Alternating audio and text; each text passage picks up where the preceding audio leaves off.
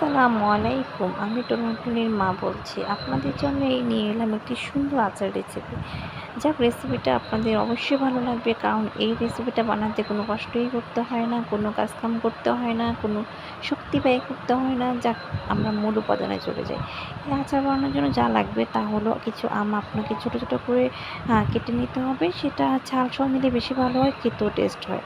যাই হোক, সাথে লাগবে আপনার, এটাকে ভালো করে ধুয়ে আপনি একটি প্যানে বসিয়ে দিবেন, সাথে কিছু এলাচ, দারচিনি, শুকনো মরিচ, সাথে কিছু লবঙ্গ দিয়ে তারপর এটাতে আপনি মানে আপনি যেটুকু মিষ্টি খান সেভাবে চিনি দিবেন এবং স্বাদ মতো লবণ দিবেন। তারপর কিছুক্ষণ নেড়ে চেড়ে নেবেন এভাবে। কিছুক্ষণ পরপর নাড়তে নাড়তে এটা আস্তে আস্তে একবার নরম হয়ে যাবে। তারপর আপনাকে একটা খুন্তি কিংবা একটা আপনাকে ম্যাশার দিয়ে এটাকে ভালো করে ম্যাশ করে নিয়ে এটা ম্যাশ করে এটা মানে বাড়ি দিলেই ম্যাশ হয়ে যাবে। তারপরে যেটা করতে হবে সেটা হলো আপনাকে একটু পরপর এসে নাড়তে যেটা আস্তে আস্তে দেখবেন যে লালচে ভাব হয়ে যাবে। ঠিক আছে?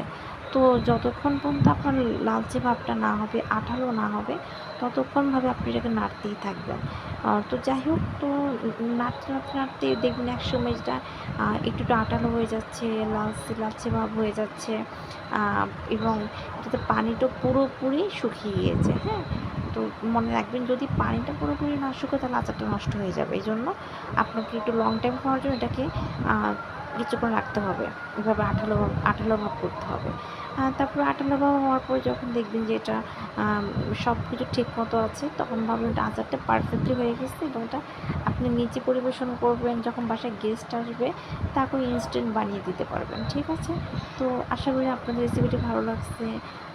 ইনশাআল্লাহ আবার নতুন রেসিপি নিয়ে আসবো। আসসালামু আলাইকুম। ভালো থাকবেন সবাই।